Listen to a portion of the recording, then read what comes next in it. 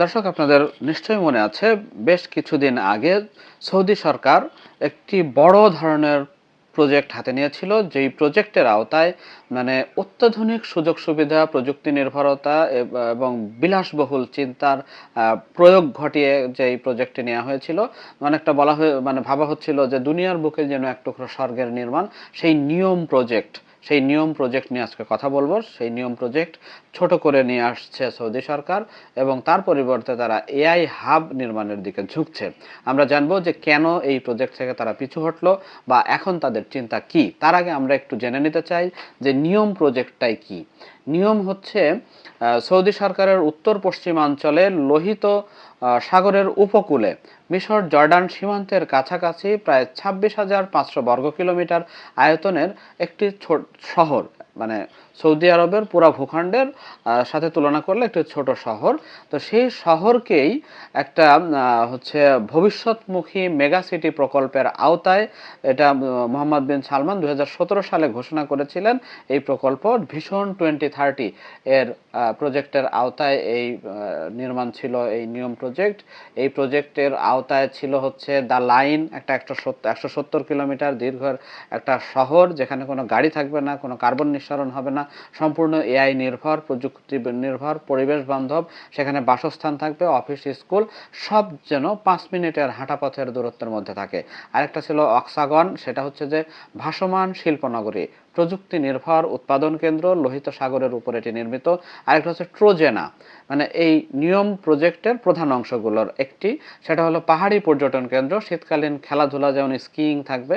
2029 সালে Asian winter games আয়োজনের পরিকল্পনাও সেখানে ছিল।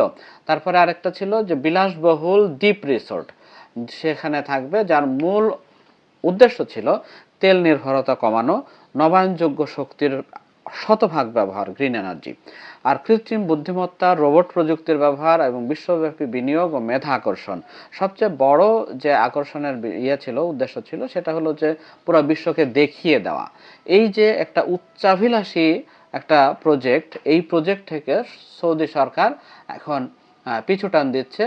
এই তাদের বহুল আলোচিত মেগা প্রকল্প নিয়ম এর পরিসর কমানো এবং নতুনভাবে ডিজাইন করার পরিকল্পনা করছে, এবং দীর্ঘ বিলম্ব এবং ব্যয় ব্যাপক বেড়ে যাওয়ায় সরকার এই সিদ্ধান্তে উপনীত হচ্ছে। আর নিয়মের সবচেয়ে আলোচিত অংশ দ্য লাইন, অর্থাৎ একটা বড় মহাসড়ক, এবং মহাসড়কের এপাশে ও পাশে মিলে যে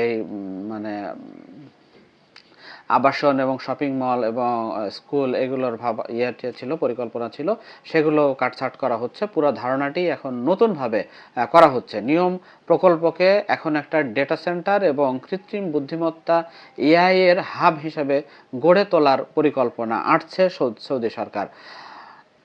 এর বাইরে বিশাল আবাসিক শহরের বদলে প্রযুক্তিভিত্তিক অবকাঠামো, এতে জোর দেওয়া হচ্ছে। এই পরিবর্তনের পেছনে কারণ কি? সৌদি সরকার এই সিদ্ধান্ত থেকে, আগের পরিকল্পনা থেকে কেন সরে আসছে? এর ভিতরে কয়েকটা কারণ রয়েছে। একটি কারণ হচ্ছে তেলের দাম পড়ে যাওয়া। আপনারা জানেন ভেনেজুয়েলা, ইরান, এসব ইস্যুতে পুরো বিশ্বই এখন খুব উত্তপ্ত অবস্থা। সব তেলের দাম আগে যেটা ছিল সেটা অনেকটাই কমে এসেছে, এটা একটা। রাশিয়ার তেলের দাম সস্তায়, বিভিন্ন দেশে পশ্চিমা চাপ উপেক্ষা করে বিভিন্ন দেশে বিক্রি হচ্ছে। ফলে অনেক দেশে, যেমন ধরুন উদাহরণ হিসেবে যদি আমরা বলি, ভারত পুরা মধ্যপ্রাচ্যের তেল নির্ভর একটা দেশ, সেখান থেকে সে এখন রাশিয়ার তেল নির্ভর একটি দেশ, এবং অধিকাংশ তেলই এখন সে রাশিয়া থেকে কিনছে।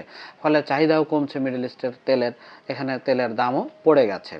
এরপরে হচ্ছে এই প্রকল্পের ব্যয় নিয়ন্ত্রণ।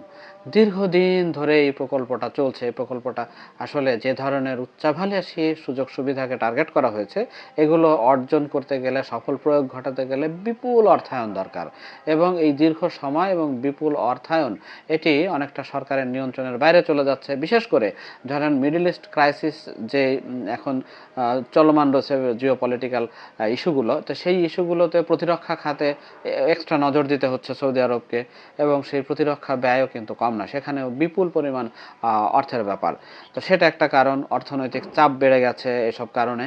এর বাইরে আরও আছে, সেটা হলো যে এক্সপোর্ট 2030 যে উদ্দেশ্য সেটা। তারপরে ফিফা বিশ্বকাপ, আপনারা জানেন যে 2034 সালের ফিফা ওয়ার্ল্ড কাপ আয়োজনের পরিকল্পনা সৌদি সরকার আঁটতে হচ্ছে। তো এই সব কারণে নিয়ম পুরোপুরি বাতিল হচ্ছে না, তবে এটি আর আগের মতো আগের যে বিস্তৃত পরিসরে চিন্তা করা হচ্ছিল সেই জায়গায় থাকছে না। বাস্তবতা, অর্থনৈতিক চাপ এবং সীমাবদ্ধতা বিবেচনায় নিয়ে এবং ভবিষ্যৎ, দেখেন পুরো দুনিয়া এখন এআই নির্ভর হয়ে গিয়েছে। তো এই এআই নির্ভরতাকে অগ্রাধিকার দিতে গিয়ে এই পুরো প্রকল্পটাকে এখন নতুন করে ভাবতে হচ্ছে এবং অগ্রাধিকার তালিকা নতুন করে সাজাতে হচ্ছে সৌদি সরকারকে। ফলে নিয়ম প্রজেক্ট সেই আগের যেই পরিকল্পনা সেখানে থাকছে না, নতুন করে নতুনভাবে মানে সেই প্রজেক্টের ছোট আকারে একটা ইমপ্লিমেন্ট হবে। আর এর বাইরে ভবিষ্যৎকে টার্গেট করে এআই ভিত্তিক প্রযুক্তি হাব হিসেবে এটাকে চিন্তা করা হচ্ছে, গড়ে তোলার পরিকল্পনা আছে সৌদি সরকার।